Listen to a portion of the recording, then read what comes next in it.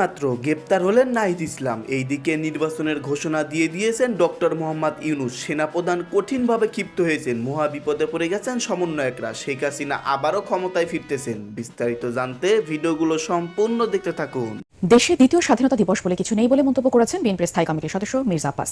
কারো সাথে অনৈক্য নেই, তবে স্বার্থের সংঘাত রয়েছে। হঠাৎ করে আমাদের জাতীয় নাগরিক পার্টির এনসিপির নেতাকর্মীদের কথাবার্তায় মনে হয় এরাই সারা বাংলাদেশকে আলাদা একটা সংঘাতে নিয়ে যাচ্ছে। তুমি যখন বলো যে জনগণ, ছাত্র জনতা, ভাই এগুলো তো ছাত্ররা তোমার এখন রিপ্রেজেন্ট করে না।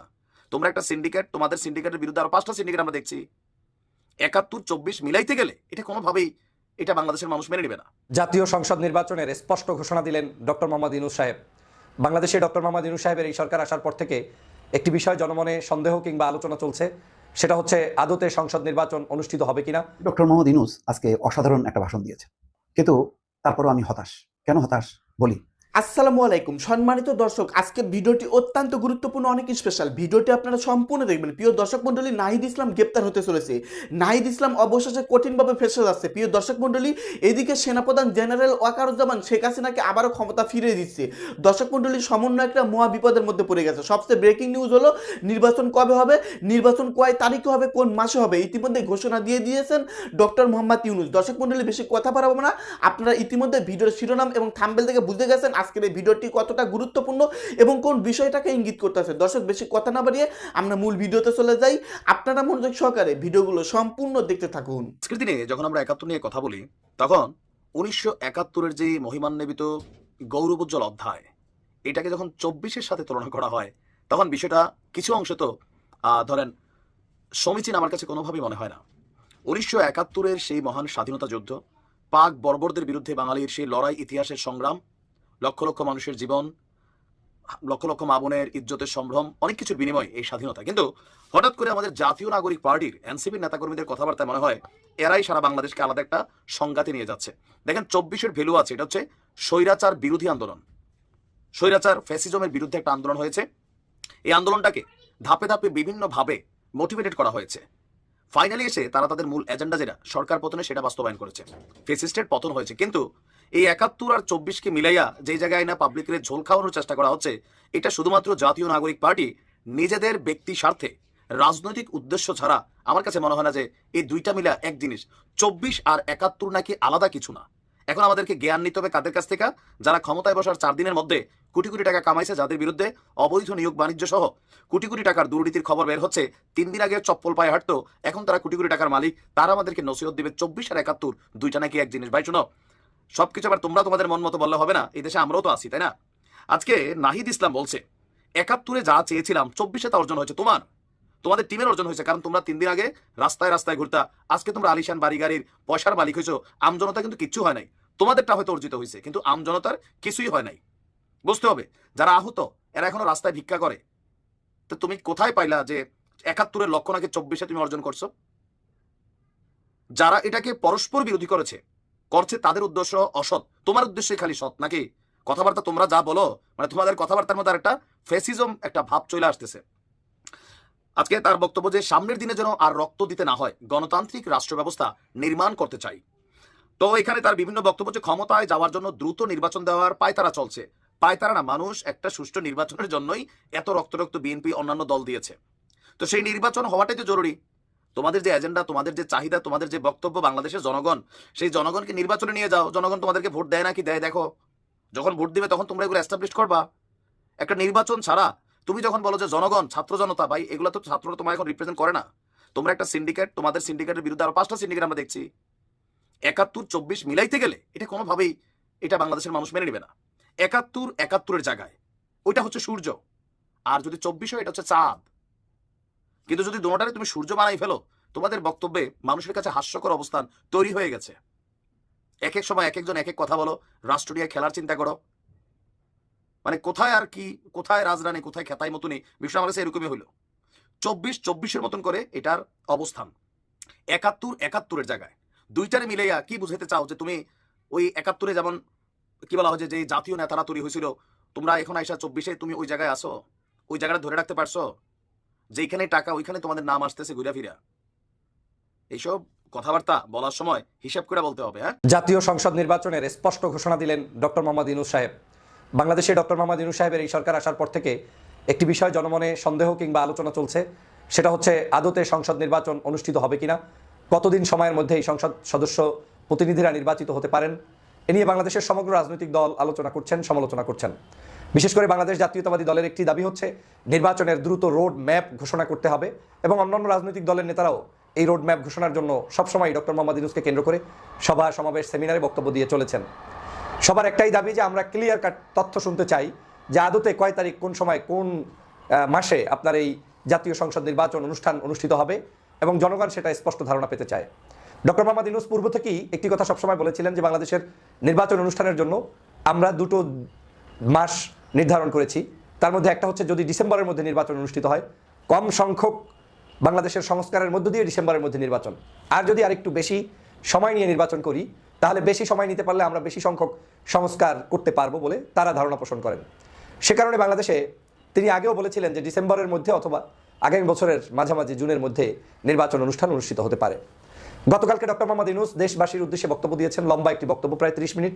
এই 30 মিনিটের বক্তব্যে তিনি বাংলাদেশের জনগণকে শুরুতেই ঈদের শুভেচ্ছা এবং আমাদের এই মহান স্বাধীনতা দিবসের শুভেচ্ছা জানিয়েছেন।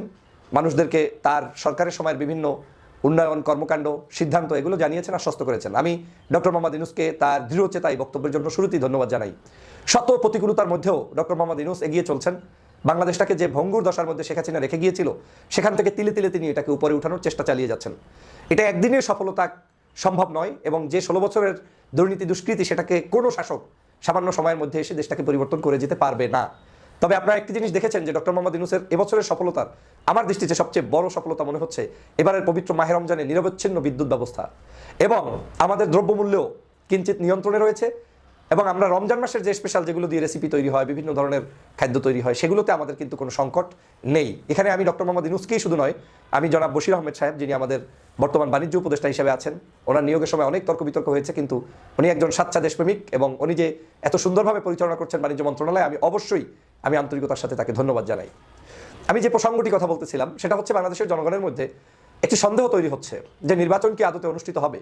বারবার ডক্টর মোহাম্মদ ইউনূস বলার পরেও এই সন্দেহটা দূরীভূত হচ্ছে না। এর কারণ কি জানেন? কারণ হচ্ছে বাংলাদেশে বিভিন্ন রাজনৈতিক দলের নতুন নতুন সৃষ্টি হচ্ছে, তাদের রাজনীতির টাকা পয়সার উৎস কোথায় সেটা জনগণ জানতে চাচ্ছে। এই রাজনৈতিক দলের মূল এজেন্ডাটা কি, এরা কি কিংস পার্টি না গোপন পার্টি না ওপেন পার্টি, এই জিনিসগুলো নিয়ে মানুষের মধ্যে প্রশ্ন উঠছে। এবং এই প্রশ্ন ওঠার কারণে কেউ কেউ মনে করেন এই সরকার হয়তো গোপনে কোনো ব্যাকআপ দিয়ে কাউকে তুলতে চায় কিনা, এবং তুলতে চাইতে গিয়ে সময় ক্ষেপণ করে কিনা। এটা একটা সন্দেহের কারণ যে কোনো মূল্যে অন্য একটি দল সৃষ্টি করলে তাকে তো সময় দিতে হবে, তার প্রতিষ্ঠার জন্য আপনার টাইম দিতে হবে। এখন এই সরকারের মধ্যে সেরকম কোনো দুর্বিসন্ধি আছে কিনা, কারণ এই সরকারকে তো আমরা নিরপেক্ষ মনে করি, এই সরকার তো নির্দলীয় নিরপেক্ষ সরকার। এই সরকার হচ্ছে আমাদের 24-এর গণঅভ্যুত্থানের পরবর্তী আমাদের মনোনীত, সকলের মনোনীত সরকার। অতএব এই সরকার তো সকলের জন্য কাজ করবে। তো এই কারণে জনমনে বিভিন্ন ধরনের আলোচনা তৈরি হচ্ছে, সমালোচনা তৈরি হচ্ছে। আবার জনমনে বাংলাদেশের পরিস্থিতি বিবেচনায়ও অনেক রাজনৈতিক দল মনে করেন যে নির্বাচন দ্রুত সময়ের মধ্যে হতে পারলে হয়তো পরিস্থিতি এর চেয়ে উন্নতি হবে। আবার ডক্টর মোহাম্মদ ইউনূস সাহেবরাও একেবারে এক্স্যাক্টলি ডেট, তারিখ, ক্ষণ বা রোড ম্যাপ ঘোষণা কিন্তু ওই অর্থে পূর্ব থেকে কখনোই করেননি। কিন্তু ডক্টর মোহাম্মদ ইউনূস কিন্তু বারবার স্পষ্ট করেছেন যে নির্বাচন হবে, হতেই হবে, এবং আমরা ডিসেম্বর কিংবা জুনের, বিশেষ করে গতকালকের যে বক্তব্য দিয়েছেন, এর বাহিরে যাব না, নির্বাচনের মধ্যেই অনুষ্ঠিত হবে, এটা কিন্তু তিনি জোর গলায় বলেছেন। আমি গতকালকের বক্তব্যটা কি আমি মনে করি রোড ম্যাপ। অন্য সময় যে বক্তব্য দিয়েছেন সেটা আসলে একটু বোঝা মুশকিল, কিন্তু গতকাল তিনি যে বক্তব্য দিয়েছেন সেটাকে আমি রোডম্যাপ মনে করি। নির্বাচনের পালে উনি হাওয়া লাগিয়ে দিয়েছেন, এবং উনি স্পষ্ট করেছেন যে ডিসেম্বর অথবা জুন এর মধ্যে নির্বাচন হবেই হবে। এবং আমার ধারণা উনি ওনার কমিটমেন্ট থেকে এক চুলো পিছনে যাবে না, কারণ উনি একটা কমিটমেন্ট দেওয়ার পরে যখন জুনকে আবার নেক্সট ডিসেম্বর বানাবে, তখনই মানুষ এটা নিয়ে আলোচনা করবে যে তাহলে তিনি আসলে কি করছেন, কিভাবে মানুষকে প্রতারণা করছেন। এ ধরনের মন্তব্য কিন্তু চলে আসবে। একজন নোবেল লরিয়েট, উনি বিশ্ববিখ্যাত ব্যক্তিত্ব, ওনার কিন্তু এই ধরনের মন্তব্যের কোনো সুযোগ নেই। আমি সে কারণেই বলছি রোডম্যাপ হয়ে গিয়েছে, নির্বাচনের পালে কিন্তু হাওয়া লেগে গিয়েছে। অতএব সর্বশেষও যদি নির্বাচন অনুষ্ঠিত হয় তাহলে আগামী বছরের জুনের পরে আর হবে না। অতএব রোডম্যাপ ক্লিয়ার। এখন রোডম্যাপ ক্লিয়ার হওয়ার পর এখন তারিখ কয় তারিখ, ডেট কয় তারিখ, এটা আসলে 6 মাস 9 মাস আগে কেউ ঘোষণা দেয় না। এটা নির্বাচনের সমসাময়িক সময়ে নির্বাচন কমিশন কর্তৃক বিশেষ অনুমতি নিয়ে প্রেসিডেন্ট কিংবা ডক্টর মোহাম্মদ ইউনূসদের সাথে কনসার্ন করে তারা একটি ডেট দিবেন। কিন্তু এই জুনের মধ্যে নির্বাচনকে ধরেই আমাদের ফুল রোড ম্যাপ ধরে নিয়ে আমাদেরকে পথ চলতে হবে। আপনারা জানেন যে ডক্টর মোহাম্মদ ইউনূস আজকের এক কঠিন সময় পার করছেন।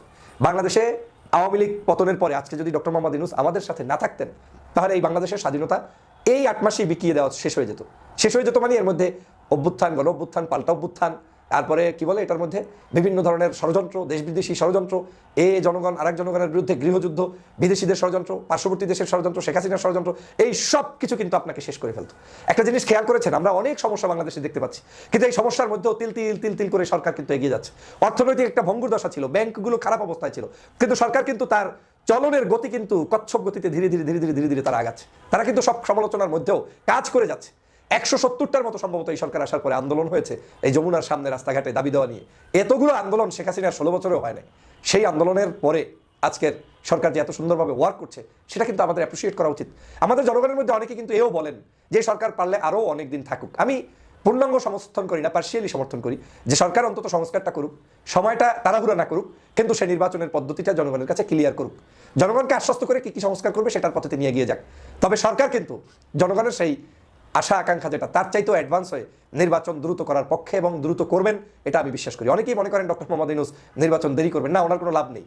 উনি সসম্মানে বিদায় নেবেন। উনি ক্রাইসিসেই আমাদের পাশে দাঁড়িয়েছেন, বাংলাদেশের একটি কঠিন সময় উনি আমাদের পাশে দেশ গঠনে দাঁড়িয়েছেন। এই বয়স্ক মানুষটি আমাদের জন্য একটি, আমি বলবো, রহমত স্বরূপ, বরকত স্বরূপ। আমরা বাংলাদেশের জনগণ ওনার কারণেই আজকের এই দেশটাকে নতুন করে গড়তে সময় পেয়েছি, কিংবা আমরা আমাদের কাজটা সুসম্পন্ন করতে পেরেছি। প্রিয় বন্ধুরা আমার, অতএব রোড ম্যাপ ঘোষণা হয়ে গিয়েছে, নির্বাচনের তারিখ কমপ্লিটলি ডান। এখন আপনার তারিখ জুন মাসে, না হয় ডিসেম্বর মাসে, কথা ভেরি ক্লিয়ার। আর যদি এর আগেও হয় তাহলে জুনের আগে জানুয়ারি, ফেব্রুয়ারি, মার্চে হতে পারে, কিন্তু জুনের পরে আর যাবে না। এটা চ্যালেঞ্জ দিয়ে আমিও বললাম, ডক্টর মোহাম্মদ ইউনূসের রোডম্যাপ ঘোষণা শেষ। তাহলে এখন আমাদের কাজ কি? আমাদের এখন অনেক কাজ। আমরা যারা রোডম্যাপ চাই, আমরা আমাদের সংস্কারগুলো এখন করার সময়। আমাদের দলগুলোর মধ্যে সংস্কার করতে পারি, আমাদের আদর্শের মধ্যে পরিবর্তন আনতে পারি, জনকল্যাণ যেগুলো চাই সেগুলো করতে পারি। ছাত্র জনতার এই যে বিপ্লব, এই বিপ্লবটাকে আমরা কিভাবে আগামীতে এক্সারসাইজ করব, আমাদের কান্ট্রিতে এটাকে ইউটিলাইজ করব, সে নিয়ে আমরা মন্তব্য, বক্তব্য, আলোচনা, সমালোচনা করতে পারি। কিন্তু আমরা যদি সেটা না করি, আর যদি আমরা শুধু রোডম্যাপই চেয়ে থাকি, তাহলে কিন্তু বাংলাদেশের জনগণের কাছে আমরা যে আশা আকাঙ্ক্ষা নিয়ে যাব সেটার প্রতিফলন ঘটবে। ডক্টর মোহাম্মদ ইউনূস আজকে অসাধারণ একটা ভাষণ দিয়েছে, কিন্তু তারপরও আমি হতাশ। কেন হতাশ বলি। আগে তিনি বেশ কিছু সাফল্যের কথা বলেছেন, আমরা জানি সাফল্য কিছু না, যে অর্থনৈতিক ধস হবার কথা ছিল সেই ধসটা ঠেকিয়েছেন আমাদের এই সৎ উপদেষ্টারা। সবচেয়ে বড় অসাধারণ কাজ করেছেন বাংলাদেশ ব্যাংকের গভর্নর আহসান এইচ মনসুর, তারপরে আমাদের সালাউদ্দিন আহমেদ এবং বাণিজ্য উপদেষ্টা, অর্থ উপদেষ্টা এবং বাংলাদেশ ব্যাংকের গভর্নর। এই তিনজন মিলে তারা টাকা পাচার করেনি, মাফিয়াদের সঙ্গে যুক্ত হয়নি, তারা কাজ করে গেছে। এর ফলে মানে ঠেকনা দেওয়া গেছে এবং বাড়ছে। যেমন প্রবাসীরা সচেতন হয়েছে, বুঝছে বাংলাদেশ একটা ক্রাইসিসে, আচ্ছা ঠিক আছে আমরা বৈধ পথে টাকা পাঠাই, বিপুল পরিমাণ টাকা আসছে। এবং এই মার্চ মাসে, এই ঈদের আগে, এটা বোধ হয় যে কোনো ঈদ, যে কোনো সবচেয়ে সেরা যে মাস, সেই মাসের রেকর্ডকে ছাড়াই দেওয়ার একটা উপক্রম হয়েছে। তারপরে এই রমজানের সময় যে ধরনের আমরা আশঙ্কা করছিলাম যে সিন্ডিকেট, সেই সিন্ডিকেট হয়নি। আস্তে আস্তে সিন্ডিকেটগুলো ভাঙতে শুরু করেছে, কেননা সরকার প্রয়োজনীয় আমদানি মজুত রাখছে। কেউ সিন্ডিকেট করবার সাথে সাথে ওই মজুদ চাল, ডাল, আটা সব ছেড়ে দেওয়া হবে, ঠেকনা দেওয়া গেছে। কিন্তু কথা হলো যে একটা জিনিস, এটাকে লাস্টিং করতে গেলে রাজনৈতিক সরকার কোনো বিকল্প নেই। তত্ত্বাবধায়ক সরকার, ইন্টারিম গভর্নমেন্ট, অস্থায়ী সরকার, অন্তর্বর্তী সরকার, এই নামগুলোর মধ্যে আছে যে আজ আছে কাল নেই, আজ আছে কাল নেই, এইরকম কোনো গভর্নমেন্টের সঙ্গে ব্যক্তি থেকে শুরু করে কোনো প্রতিষ্ঠান চুক্তিবদ্ধ হতে চায় না। এবং প্রতিষ্ঠানগুলো, আমাদের যেহেতু প্রতিষ্ঠানগুলো দাঁড়ায় নাই, আমাদের একটা স্ট্রং সিভিল ব্যুরোক্রেসি নেই, আমাদের একটা স্ট্রং জুডিশিয়ারি নেই, সবগুলো, আমি যতগুলো সাংবিধানিক কাঠামোর প্রতিষ্ঠানগুলো বলবেন, যেগুলো এগুলি তছনছ, এগুলি ব্যক্তির উপর নির্ভরশীল ছিল, এগুলো চেয়ে থাকতো শেখ হাসিনা কখন কি বলবে সেটা ইমপ্লিমেন্ট করার জন্য। এই অবস্থা, এটা যেহেতু নড়বড়ে, সুতরাং এই নড়বড়ে অবস্থার যারা প্রতিনিধিত্ব করে বা তাদের র্যাঙ্ক এন্ড ফাইলগুলি, কখনো তারা অস্থায়ী সরকারের কোনো নির্দেশনা শুনবে না। তারা চাইবে যে ভাই, মানে আসল মালিক, ধরেন একটা বাড়ির একটা কেয়ারটেকার আছে, সে বেশ মোটা বেতনের কেয়ারটেকার বা জিএম, তারপরও জিএম, ওই বাড়ির চাকর বাকররা কিন্তু তার মাথায় রাখে যে এ আজ আছে কাল নেই। মূল মালিক যখন আসবে ফায়ার করবে। মূল মালিক হচ্ছে ওই বাড়ি যে কিনেছে। তো সে যখন আসে তখন তার কথাই শোনে, তখন জিএম এর কথা শোনে না। জিএম ঠিক আছে, ভালো টিএম আছে, সে পরিচালনা করতেছে, কিন্তু প্রত্যেকেই জানে যে ওই বাড়ির কর্মচারীরা যে রাজার কথা আমি শুনবো, রাজাই হচ্ছে আসল, কেয়ারটেকার আসল না, জিএম আসল না। তো রাজনৈতিক সরকার হচ্ছে সেরকমই, সে হচ্ছে জনগণের রাজা, জনগণের নির্বাচিত প্রতিনিধি, তার কথা শুনবে সব প্রশাসনগুলো। আর প্রশাসনগুলি যদি দাঁড়ায় যেত, তাহলে আমাদের গভর্নমেন্ট আসলো গেল কিছু আসে যেত না। দেখুন, একটা বছরে ব্রিটেনে 4টা গভর্নমেন্ট, 4টা প্রধানমন্ত্রী হয়েছে, কিন্তু কোনো সমস্যা হয়নি। তাদের সেবা যত সংস্থা আছে, রাজস্ব যত সংস্থা আছে, পুলিশ প্রশাসন, সব যার মতন করে ফাংশন করে গেছে। কেন? ওদের একটা শক্তিশালী কাঠামো আছে, আমাদের নেই। এইসব বিবেচনায় আমি মনে করি উনি যে আজকে বললেন যে ইতিহাসের একটা সেরা ভালো নির্বাচন হবে, কিন্তু সেটা আশঙ্কা আছে।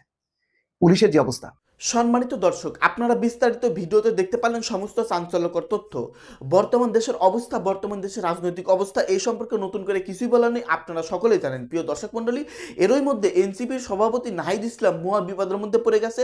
তিনি আবারও সমালোচনার মুখে পড়ে গেল। এদিকে বিএনপির নেতাকর্মীরা তাকে নিয়ে সমালোচনা করতেছে। দর্শক মণ্ডলী, যে কোনো মুহূর্তে তাকে গ্রেপ্তার করা হবে। এদিকে বাংলাদেশের নির্বাচন, জাতীয় নির্বাচন কবে হবে ঘোষণা দিয়ে দিলেন ডক্টর মোহাম্মদ ইউনূস। কোন মাসে কয় তারিখে হবে আপনারা ইতিমধ্যে ভিডিওর প্রতিবেদন শুনতে পেরেছেন। তাছাড়া আমি আবারও বলছি, এই 2025 সালের ডিসেম্বরের শুরু থেকে 2026 সালের জুন মাসের মধ্যে বাংলাদেশে নির্বাচন হবে, এমনই ঘোষণা দিয়েছেন অন্তর্বর্তীকালীন সরকারের প্রধান উপদেষ্টা ডক্টর মোহাম্মদ ইউনূস। দর্শক মণ্ডলী, এইদিকে অনেকে আশঙ্কা করতেছে এর মধ্যে শেখ হাসিনার আবারও বাংলাদেশে পুনর্বাসন হবে। যাই হোক দর্শক, এই সম্পর্কে আপনাদের মতামত কি? বাংলাদেশের একজন সাধারণ নাগরিক হিসেবে আপনাদের মূল্যবান মতামত ভিডিওর কমেন্ট বক্সে অবশ্যই লিখে ঝটপট জানিয়ে দিবেন। ভিডিওর সঙ্গে সম্পূর্ণ থাকার জন্য আপনাদের সবাইকে অসংখ্য ধন্যবাদ।